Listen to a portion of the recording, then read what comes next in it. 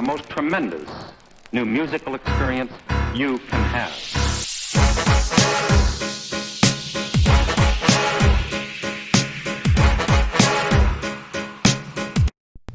Alright, what's up y'all, it's Logan, and I'm here bringing y'all this review on this Thursday before what is, in my opinion, the most important release Friday of the year. That's right, tomorrow we're getting Lecrae's Restoration and Nas's new album with Hit Boy as well. I feel like I'm the only person that's going to be listening to new Lecrae first. But that being said, that's the whole topic of this video right here. Y'all know I got my reaction review planned, recording that at midnight, going to do some editing, have that up probably around noon, 1 o'clock tomorrow. Very excited about that. First reaction review ever for a whole album, so we'll see how that goes. I am not looking forward to the editing at all, but it is what it is. So regardless of that, what I want to do in this video today, this being a podcast, whatever you want to call it, I want to go through and rank and talk about every single one of Lecrae's albums in his discography. I just got done listening through them again. Lord knows how many times I've done that. Probably more than any other artist. The only one I could even think to compare would be Eminem, maybe. Kendrick, you know, Kanye. Those three are the only other ones that I could compare. But there's just something special about Lecrae's discography. You know, he was like the real rap artist that got me into rap, especially me growing up in a more religious family. So, you know, he's had a huge influence on my life. And as I get closer to the top, I will talk about the impact that every single album had on me. Again, specifically more so to the top. So I guess we can go ahead and get into it. Now, I'll start at the bottom and move to the top again, like I was saying. So with this bottom one, this one's a little bit iffy for me, not in the sense that I know this one is his worst, but it's iffy because I'm going with Rehab the Overdose. Now this is the supplemental second album that was released along with Rehab, a little bit after Rehab, you know. Rehab being the album where he finally started to gain a little bit more traction, where he started switching up his style, and I'll touch more on that once I get to Rehab. But with this one, you know, it was just, I don't know, it just missed a lot, you know? Like, it was like Rehab itself I don't love that much, and this one had more of what I didn't love about Rehab without all the stuff that I did love. You know, it had some of his least lyrical performances, some of his more poppy sounding tracks, you know, where it sounded like he was trying to make radio hits, but at the same time, I mean, like I said, this is when he was going through a transition from his Rebel and Behind days to his Church Clothes 1 and Ahead days, where he was trying to become less overtly religious, where he's using these big words that is not accessible to the general public that's not religious, because really that's who he wants to talk to. So it's the bridge between that and what he used to be at the same time. You know, he's trying to get more mainstream, but he's still trying to have this influence of his religion in there, and he hadn't quite found his pocket yet. And again, like I said, this one just had the most or the least focus, I guess, the most pop sounding, just not really what you would expect from Lecrae overall. Now after that, I go with Real Talk. First album from Lecrae came out in 2004, if I'm not mistaken. And actually, this is where I discovered Lecrae. Now, I did not discover him in 2004. I probably discovered him back in like 09, 2010, something like that. But I discovered him on the track Take Me As I Am, which is off of this album. And I just fell in love with that track right away. Like I said, you know, this is his second worst in my opinion. That's just because he was just getting started. Again, this is where he's using those big religious words. And it's just, like, you could tell it's not, like, you could tell it was something different from what rap was at the time. Like, you could tell this was Christian rap. This wasn't rap that's Christian like it is nowadays. No, this was Christian rap. And so you could tell there was a little bit of a dive in the production, a little bit of dive in the overall storytelling and lyrical ability. That being said, his rapping ability is not to be questioned on this one. He was rapping really hard. You could tell he was passionate about it. You could tell the potential for what he became was there. So I have no gripes about this one, especially it being made literally 16 years ago and being the start of his career. But yeah, that's just where we are. Now after that comes After the Music Stops, which is his second album, came out 2 years afterwards in 2006. I really enjoy this one. I think it has some of his most classic songs, such as the intro title track, After the Music Stops, and then the follow-up to that, Jesus Music.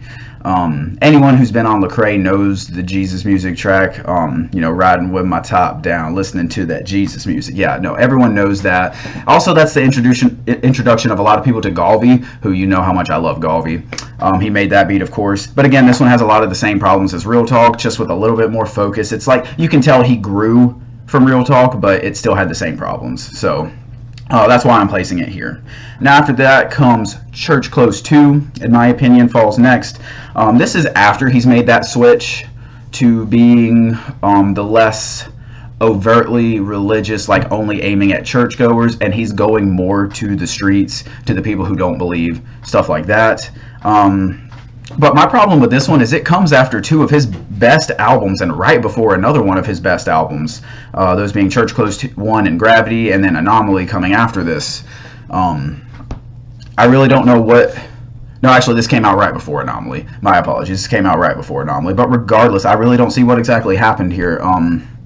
Like, he had three of his best albums back to back to back, and then this. Not that it's a bad album again, it just, again, went back to more of that pop sounding, he was singing, he didn't have much to say. He had a song with Paul Wall. Not knocking Paul Wall, I like Paul Wall, that's a cool song, but like, that was just a car song, honestly, that's all it was. And not saying it wasn't fun, but he had songs like that. He had songs where he just wasn't really saying as much. He had songs where, like, whenever I get to talking about Gravity and Church Close 1, you're going to hear how I talk about how hard he was going in. He was at the top of his rapping game then, even if, I think Gravity is his best rapping performance, even if it's not going to be my number one album. I think that's his best rapping performance, and for this to come after that, and he's just not hitting us with that same intensity, I think that's where I really falter on this one. Again, not that it's bad, it has a lot of great songs. I love songs like The Fever, I love Cosign Part 2, I love Hands Up with Propaganda. My God, I love that song.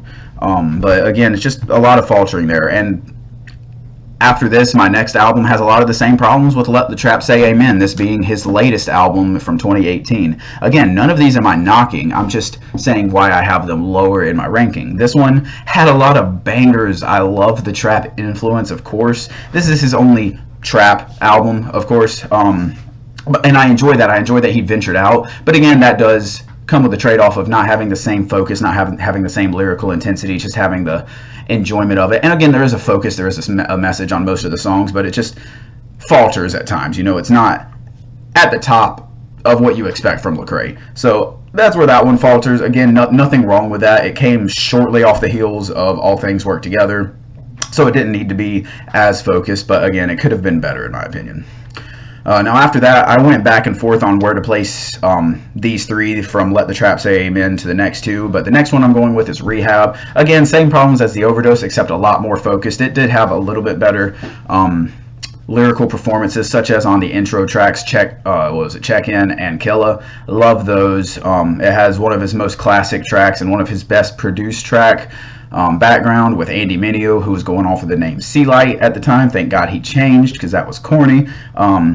That was back when I didn't even know him as a rapper. I just thought he was a singer. A lot has changed since then, let's just say. But that's a classic song. Boasting. I love a lot of tracks on here. It has some of his best tracks, but again, just not as much of a focus. A little bit too much of that pop sound where you don't really get the intensity that Lecrae is known for, and honestly is at his best when he's bringing it.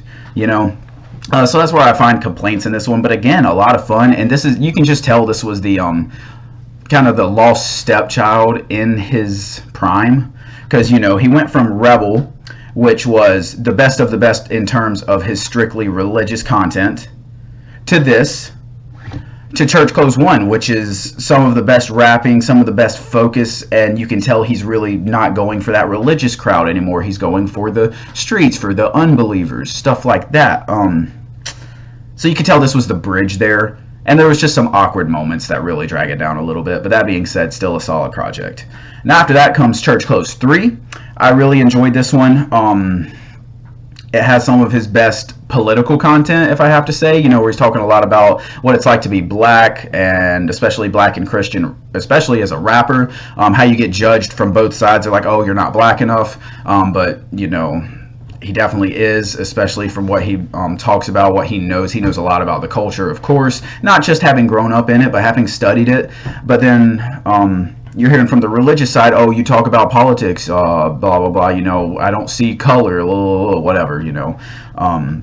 So he's talking about how he's hearing it from both sides. I think what drags this one down is the middle part of it, where you have a couple of tracks that really don't add together too much. Again, another like, you know, Cruising. It's an easy vibe track, but it doesn't really add anything, and it's kind of not extremely enjoyable. You have an E40 feature on Can't Do You, I think is what it's called. Again, that one just, I don't know. E40 did not come on that one at all. Like I thought that he would have a good verse, but no, he really didn't impress me at all on that one. But overall, again, some of his best performances as well, such as on Gangland, Freedom, Misconceptions 3, his track with KB, I Wouldn't Know. Really enjoyable. Also, the fact that it came out January 16th, 2016. You know, 11616. Love that. You know how we do. You know how we come. But yeah, again, just that little middle part drags that one down. Now after that, we get into the really depth of his prime. You have Rebel, where again, like I said, he's at the top of his game when it comes to his religious content. I mean, you have some classics on here. You have the Rebel intro, of course. You have Don't Waste Your Life, which is some of the fastest rapping you'll hear from Lecrae, but also with a great message. You have Go Hard with Tadashi. You have Beautiful Feet, which I think is the most heartfelt song Lecrae's ever made.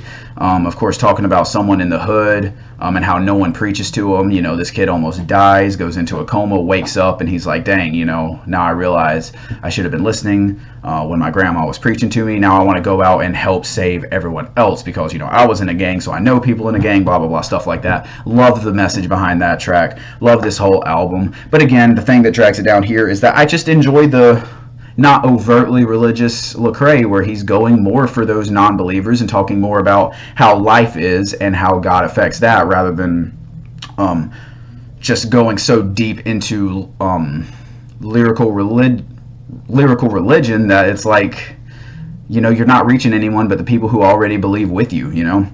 So I really am glad. Not that that's not needed. That's definitely needed. You know, believers need rap for them too, but I think Lecrae does a perfect job of mixing the two while mostly reaching out to the people who need it.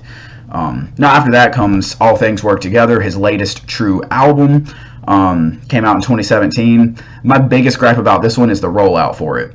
You had 5 singles, with the first one coming out a whole year before the project releases. I did not like how that was rolled out at all. I'm not saying that's his fault, that's the label's fault, whether it was Reach Records, or I believe he was also signed to Columbia at the time. I could be wrong on that, but I know he was signed to another label at the time. It could have been either one of their faults. Either way, it's just rollout for this was awful. You know, you had the single Can't Stop Me Now a whole year before this came out. You had also singles like Hammer Time, which again was all the same. Every song on here was good. Let me preface that, but you know, you had Can't Stop Me Now, Hammer Time, Blessings, Broke, and God, what was the song with Tori Kelly? Well, y'all know what song I'm talking about. Either way, yeah, you had 5. I'm gonna look it up. I gotta look it up. I gotta know. I'm just kind of going off the rails on here, but y'all know what song I'm talking about. Regardless, I'll find you. Could not think of it. Funny thing is, I've actually performed that song live before at a church, so I should know that. But regardless, every single song on here is good. It's just at moments it has that more pop vibe to it that, again, just, this is his 4th best album in my opinion. The top 3 just don't have that as much, you know? So, I mean, that's just what drags this down a little bit. I'll say there's like some moments where you could think about like Wish You the Best. Honestly, that's a skip in my opinion. I have never loved that song. It has some sad moments on the song, but I've just never loved that song all that much. From Broke, Blessings, What You Mean, and Hammer Time, that kind of all blends together to really where it really doesn't add up to much, especially since 3 of those 4 are singles, and What You Mean with Aha. As much as I love Aha, that sounds like it would have been a single as well. So, I mean, they don't really fit into the flow of the album as much. Not that they're bad. I still enjoy the songs, but, you know, it kind of blends together a lot. Now, after that comes his best rapping performance ever, Gravity. Yes, Gravity. This is the first album that I listened to on release day. From Lecrae back in 2012. Loved it, still love it now. My God, he was rapping as hard as he could on this. Every single song he was going in. You could tell he had a message. He had meaning behind everything he said. He didn't really have those pop ballads like he did on previous works, or even on Anomaly, which obviously I have ranked above this. I just really like I said, this is his best rapping performance. My one downfall to this one is, again, it's not as focused as his top 2 projects, of course this being his 3rd best in my opinion. Nonetheless, amazing album, really good rapping performance and all of that. And I come back to this one so often. I have so much fun. I mean, there's moments where I'm about in tears, such as in songs like Tell the World. And then there's moments where I'm hype, where I'm ready to go, such as in songs like I Know or Lord Have Mercy, stuff like that. There's moments where I'm praising the Lord, you know, that he has everything on this album. So I really enjoy it a lot. Now after that comes Anomaly, which before it came out, hearing the singles and just everything that went into this album, I predicted this would be his best album, and I was right. It was his best album. It was absolutely his best album. Second best project though. I love everything about this one, the focus, the message. Every single song on here has a purpose. If you're going to say there's a skip, I guess it would be that one song about cheating on your girl or whatever. Again, can't not remember the name of it off the top of my head. But I guess if you wanted to call that a skip, that would be the only skip in my opinion. Other than that, every single song on here is great. The song I'm thinking about is Runners. Yeah, but I mean, again, you have moments where you want to praise the Lord. You have moments where you want to get out and preach, like on songs like Outsiders. You have a little bit of political commentary, such as on Welcome to America. You have a fun track with a good feature by Andy Mineo with Say I Won't. You have, again, more political and specifically pro-black messaging in Dirty Water. You have a great love track that really you can't tell if he's talking about his wife or God in All I Need Is You. You have a song that makes me tear up every single time with Wish, where he's talking about, you know, things that he wishes he could take back, but at the same time they led to where he is now, and they helped him grow with God. And then a song such as Good, Bad, and Ugly, where he talks about convincing I don't know if it was one of his girlfriends or his wife, either way I have to look back at that, but someone to have an abortion, and then like realizing he made a mistake, realizing he shouldn't have done that. And then on top of that, talking about how he was molested as a child by his babysitter. So just really bearing his soul on that one. Beautiful, beautiful album. Every single moment's beautiful. But again, the only reason it's not number one is because it has those pop moments. It has those moments where you're like, I don't know if this song is amazing, whereas his best project, in my opinion, is a 10. Every single song is amazing and stands out, and that is Church Clothes Volume 1. This is where he really broke out and decided that he was going all out into the reaching for the non-believers. And my God, did he come out swinging. I mean, every single track on here is amazing. The specific standouts, I guess, would be like No Regrets, which is actually also on Gravity. I love that.